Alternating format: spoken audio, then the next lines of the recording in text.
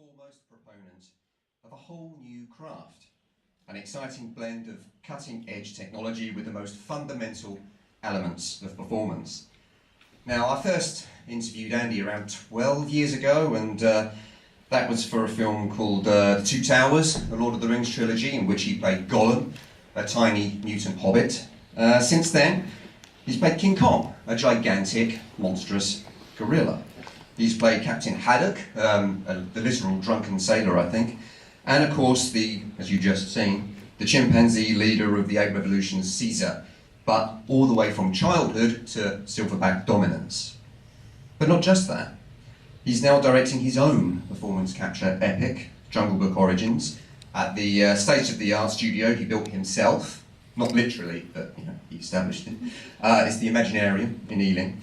And this is a studio whose expertise so far this year has been tapped by the likes of Joss Whedon for Avengers Age of Ultron and J.J. Abrams for some film he's making over here, Star Wars. To top it all off, Andy is a bloody nice bloke, so I'm going to shut up now and invite him up onto the stage. Please welcome to the stage Andy Serkis, the master of mocap, king of the swingers. There he is.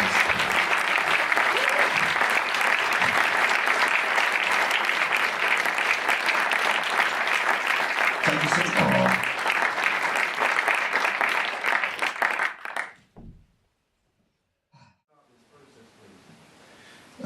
Yeah, absolutely, and to varying degrees. And let me just draw very quickly. When I played King Kong, I found it was entirely necessary to study apes in a very to a great degree. And so I studied apes in zoos. I went to Rwanda and I studied mountain gorillas. And this was all in an attempt to readdress the balance. When the original King Kong was made in 1933, very little was known about gorillas. They were kind of seen as these dark, monstrous creatures that flitted around in the jungle and that potentially ate people. Of course, 70, 80, 90 years have passed, and when we came to make Peter Jackson's version in 2004, I said, look, we know so much more about gorillas now, about behaviour, about DNA. We're 97% genetically the same. We've got to approach this in a very different way. So that amount of months and months of research into primate behaviour was done. When I started playing Caesar for this, for Rise, I did quite a lot of research into chimpanzee behaviour. But what was more important, and dramatically, the imperative was not so much about understanding chimpanzee behaviour, because for me, Caesar was a human trapped in ape skin. So for me, it was more interesting to look at, and for me now, playing Caesar in Dawn of the Planet of the Apes, it was about looking at world leaders and seeing the decisions that they have to make, and how empathetic they can be, and how sometimes they often make the wrong decisions, but admitting that they make the wrong decisions is part of being a good leader. All of the kind of the psychological questions of, the fact that Caesar is an ape really is irrelevant, because actually, of course, when we're making a film about these kind of apes, we're making a film about ourselves. And when I first started researching apes, I thought, no, do I really want to get into this? All apes pretty much, they're pretty similar. But of course, it's like saying, well, all humans are pretty similar, aren't they, really?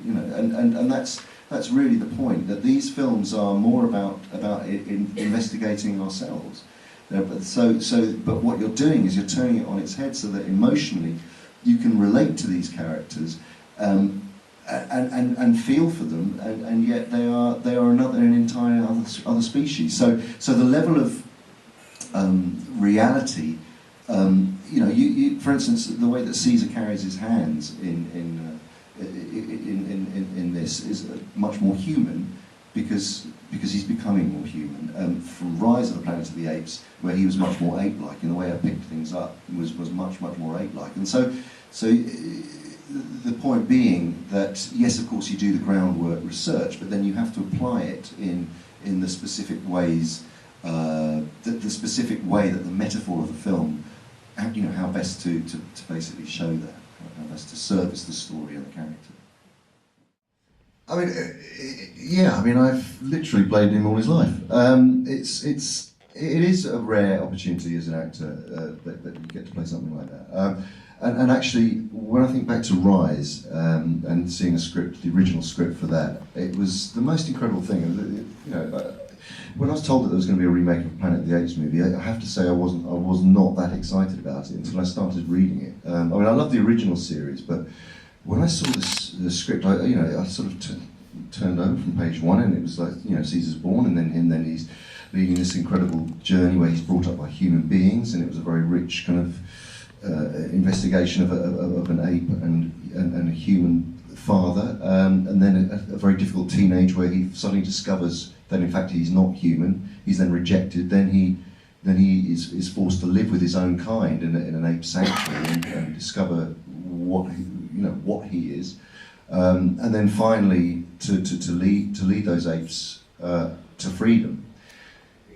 And then, by the way, you know, he is an ape. It's not just a human character. He's an ape. I mean, the way that I always approached Caesar was and one of the great things about performance capture and this technology.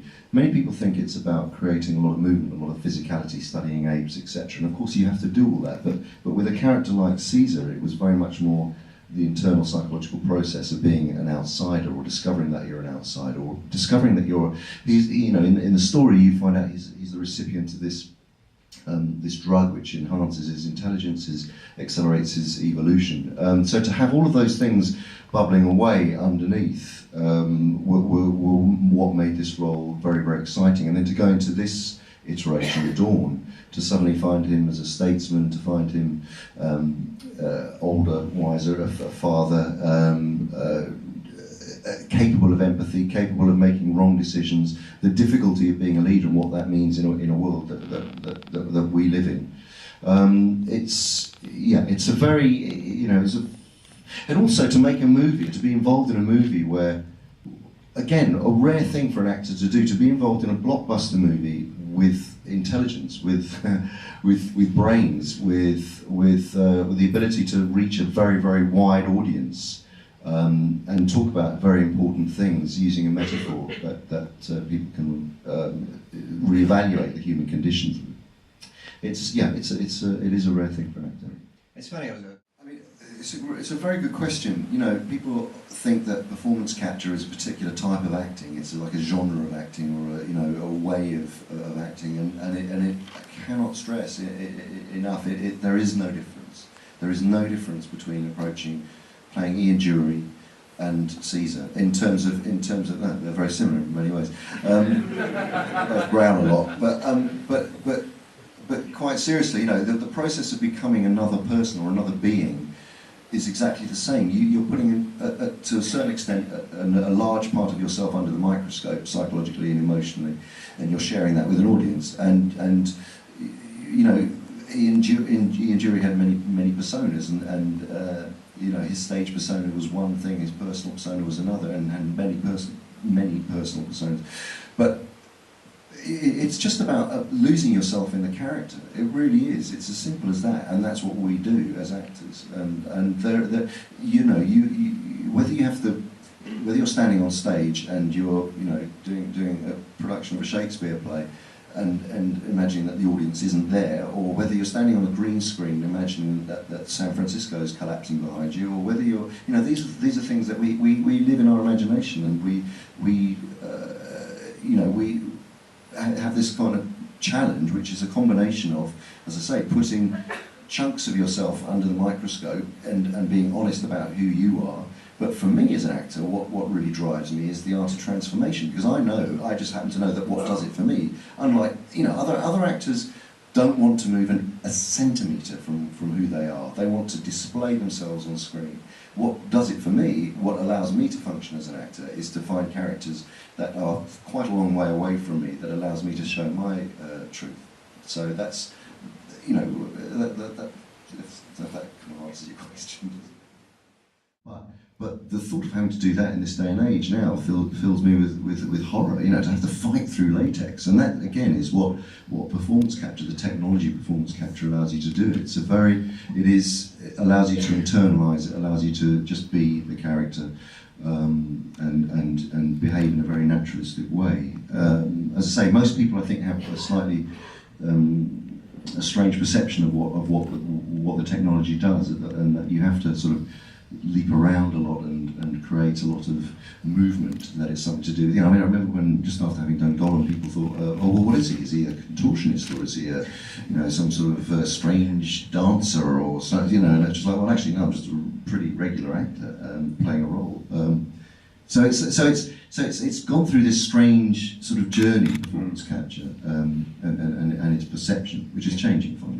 Yeah, but do you still find yourself having to, patiently explain to people that you are the author of the performance, that yes, visual effects are involved, but that's not where the performance is created, and it's I suppose it's quite a blurred line still in many people's minds. It is. It's so much easier if you. I mean, if we had played, if all the actors playing apes in this movie were wearing big furry costumes with latex prosthetics, people would kind of go, "Oh, they're actors playing those roles. It's amazing." But because we actually don't, we're not covered by anything physical, but we're covered.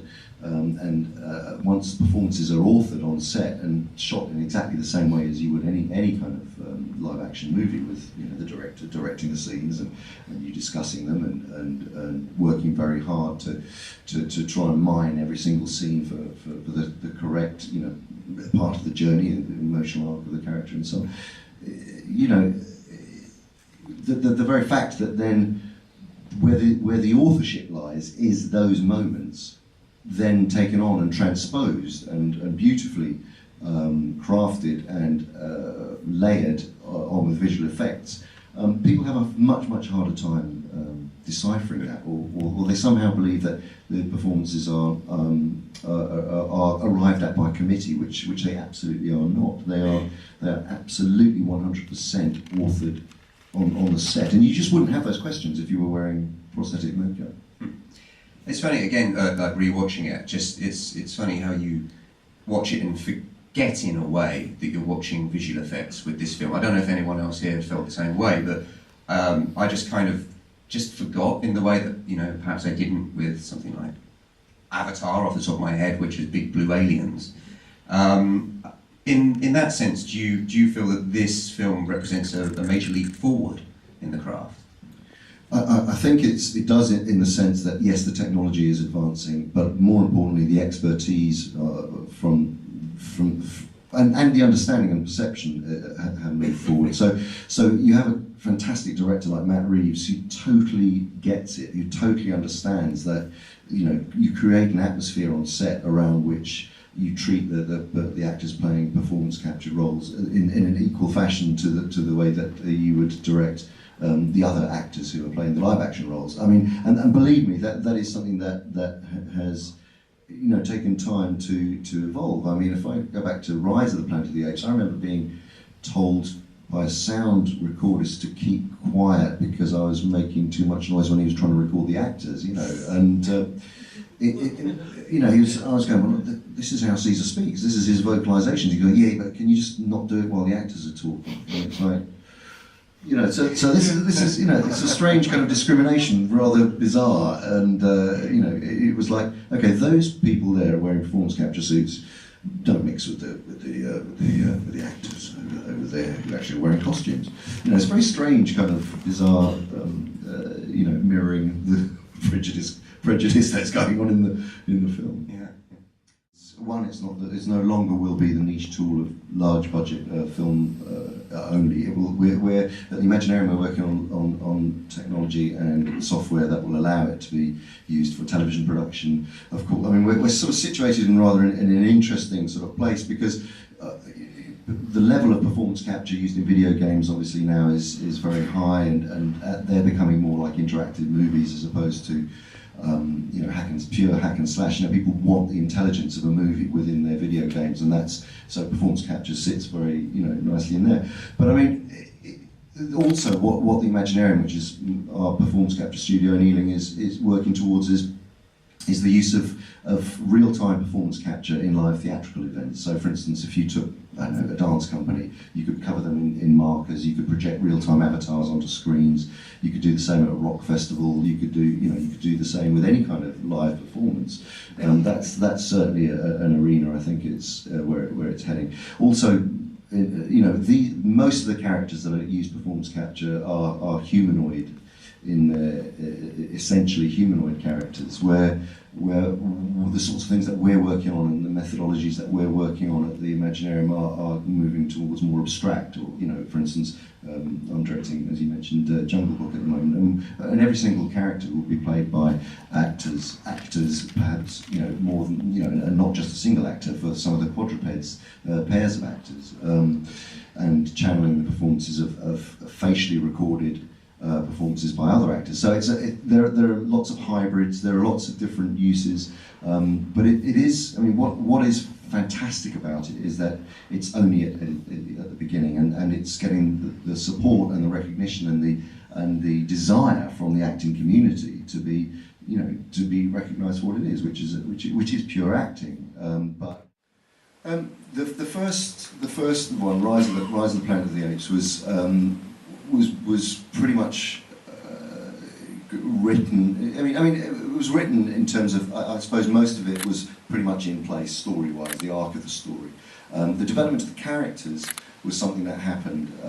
The development of Caesar happened the main beats were there, but it just in terms of the nuance of how do we demonstrate at this particular moment in time he is reaching adolescence. What do we want to show in this scene? There's a scene, for instance, I'll give you an example, where Caesar is used to travelling around as a pet in the back of the car in the first one in Rise, and then he's taken out for a walk to Muir Woods by James Franco's character and Frida Pinto, and they come across a dog, and the dog starts to bark at Caesar, and the owner of the dog, who has the dog on a lead, yanks the lead, and Caesar, for the first time, realises that he is actually a pet.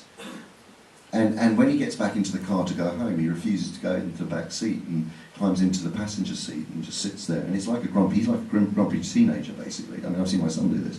And it's just like, not that I keep him in the back of the trunk, but sometimes. But that was an example of, that was an improvised moment that comes out of discussion, that comes out of an understanding of where the character needs to be. With this one, Rupert Wyatt, who originally directed the first film, was involved in a version of this script, and then Matt Reeves came on board when Rupert could no longer do it. And Matt had a very, very different approach to where he wanted to take the story. What he loved about Rise was seeing these apes evolve, was seeing the changes that were happening, and he didn't want to jump too far down the line where the script had been going, actually, where suddenly they were talking. Suddenly you had these very erudite apes sitting around chatting, drinking Shinzano and having in-depth conversations. He wanted to indulge in he found the most endearing and moving and emotionally engaging thing, seeing the apes evolve and seeing this community that Caesar had set up begin to discover language and discover how politically they were set up, what were the rules, what were the ways of living, how these choices were arrived at. And we had a lot of input into that. We've got, when you think about it, Caesar's led, in story terms, it was 10 years ago that he led the Apes to Freedom. So in 10 years, the pandemic has swept across the world and wiped out humanity, apart from a few surviving pockets of survivors. But it's almost like you're going into a second generation of free apes. You've got apes who were brought up in laboratories. You've got apes who were brought up in zoos. Apes who were brought up in the entertainment industry. Apes who were brought up, as pets at home. And they all have different backgrounds and different relationships to human beings. Then you've got, of course, the subspecies. So you've got chimpanzees and gorillas and bonobos and orangutans, and how do they use their So one of the big challenges of the piece, obviously, was how they were going to communicate linguistically, and that was one of the most thrilling things about this was finding, okay, they could all use 8 vocalizations. Okay, some of them were taught sign language, Caesar particularly. Some of them have had the Alzheimer's cure drug, which has accelerated their evolution, so some of them are able to communicate more freely. Then there's a younger generation of apes who are able to pick up language quicker because kids do. And so that we had this very varied and rich, sort of unhomogenized approach to language, which took a lot of work. But going back to your point, those were the sorts of things that informed the script. So a lot of the dialogue when it was first written was indicative of the sorts of things that they would say. But if you actually said what was on the page, it would sound ridiculous. So it was like a and then of course this will be the end of it. But it could end at the end of the next story. We could be back at the original Planet of the Apes, 1968. But I think that there is still so much room for investigating these characters and their evolution, and we learn so much about ourselves if we, I think these are really important films. I really do. I think that this film there's no coincidence that this film has had the reception that it has this year, because we are living on the brink of very, very dangerous things, very threatening things, and these films have a potential to really speak to a very, very wide range of audiences. If you imagine this film being watched around the globe, the different experiences different audience will have, according to their worldview, I think is what will keep them wanting to investigate the human condition reinvestigate our humanity through this metaphor. So to your point, I actually think we won't be jumping too far into the future. I don't think we'll be rounding off the story.